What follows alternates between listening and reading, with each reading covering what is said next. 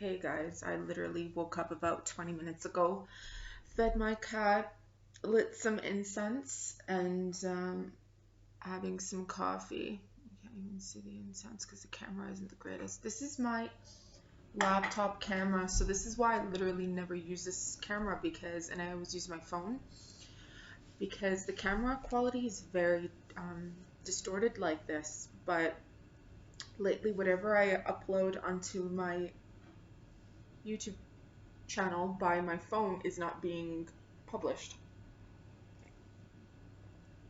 Okay, so I received a message, actually multiple messages within the last few years, but something just came to me from someone from afar that hadn't talked to my family, kind of knew my family for a very long time. They were family friends of my father for when he was in elementary school up to when they all moved to Canada from Istanbul. So they were friends for a very long time.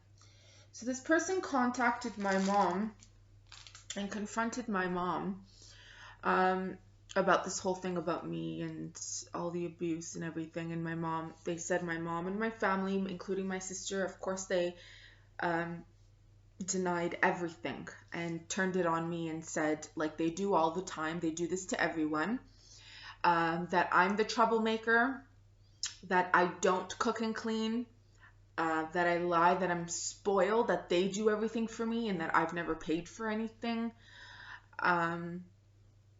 Which is, like I said, at this point of my life, I mean, it's a reoccurring pattern that's been happening since I was little. I mean, the very first time and the second time, and even when it came to my mom's boyfriend that sexually tried to assault me, and I was raped when I was a little girl multiple times, my mom's first reaction wasn't that she cared for me or my well-being.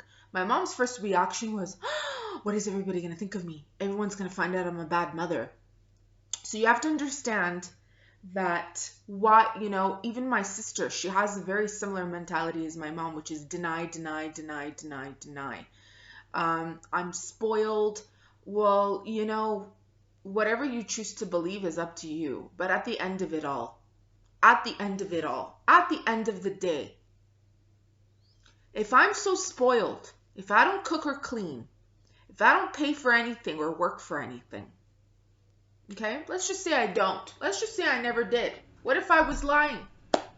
How am I living all across the other side of the world in Armenia by myself, cooking and cleaning for myself, paying for things by myself, including this apartment by myself? I don't see myself running. I don't see myself going back to Canada, go running into my family so that they can spoil me. Where is it? So ultimately, actions speak louder than words, don't they? For how long can somebody lie and look like a fool? Eventually, you're going to look like a fool, So I don't have time. I don't have time to lower my standards. I don't have time to lower my energy. I don't have time, okay? Because I don't fall for people's tricks.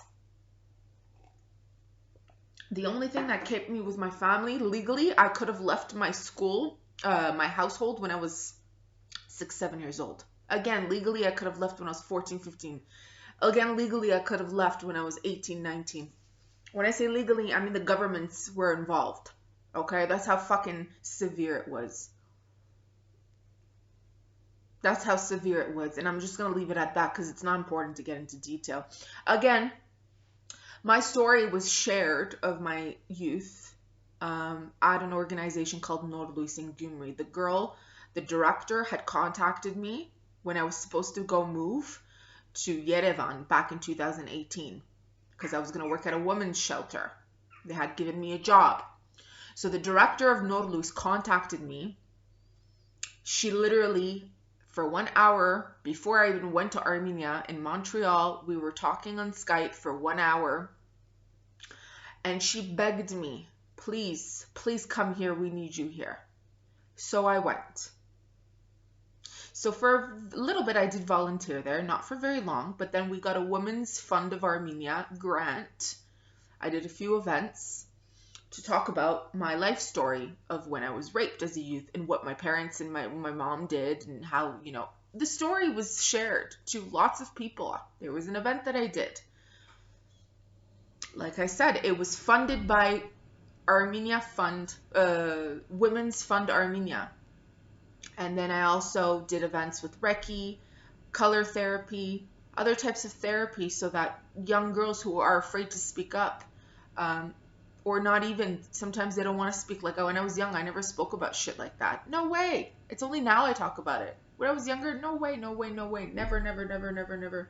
It took me into my let's be honest, it took me until I was in my late 20s for me to come out and talk like this.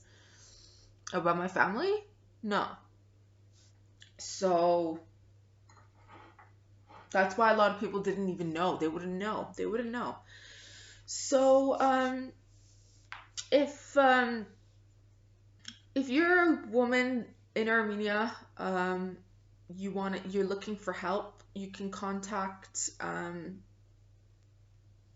these organizations. Okay, if you're in Gümrü, you can go to Norluis. If you're in Yerevan, there's a bunch of places that can help support what you're going through. And if you're outside of the country, I'm sure there's other things too that can help you, at least for the time being. But if you're an organization, or you're a group of young girls that want to form an organization and you're in Armenia or even outside, like I said, there's grants. You could look into Women's Fund Armenia and they will help you, or there's open calls, so keep a mind open. Keep your mind open. And I just want to keep this video short, because God knows I can chat and chat and chat. And the only intention as to why I decided to start this video is to clarify some things, because I'm done. I'm done with my blood family. They will never hear from me ever again. I've promised myself, and this time it's permanent. Okay? Because I'm not falling for it. I want to tell you something. There's a museum here in Gümrü. Hovannes Shiraz Tankaran. It's a museum of the poet. Back in 2019, I was kind of doing some translations there from Western to Western Armenian and English. And I knew the director, Ada and Narine. And they said, when your mom comes to Gümrü, because the only reason why my mom came to Gümrü when she came to Armenia was to give me those rings. When she gave me those rings, she fucked off. She left. She didn't come to see me. She tells everybody she came to see me. No, she stayed in Yerevan. And when she came here in Armenia, she fought with me. She never spent time with me. And then she left. But one thing is, the director, Ara, he said, when your mom comes here, please, you guys come here. I want to meet her. So we went. We went. And there was a table that we were all sitting at, and there were shots of vodka. I had a little bit of wine. There was a big table of us. And Ara gave my mom a shot of vodka to drink. He said, please have a drink. And after they were acquainted and such, he yelled at my mom.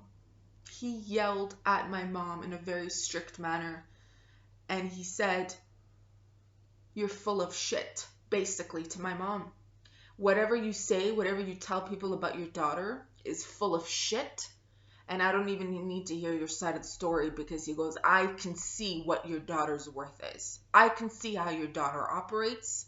I can see how your daughter works. Okay? And of course my mom was embarrassed, because my mom feels empowered by putting me down. So he said, look at your daughter. She left Canada. She left the country that she's born in to come here, and she's investing. She's putting in all her energy by herself. He goes, what are you fucking doing? What are you doing? Like I said, we left. She was in a state of shock. Because for a very limited time, she fooled the rest of my family members, or, far away family friends, making them think, But this man didn't fall for it. So it is what it is, okay? That's all I want to say.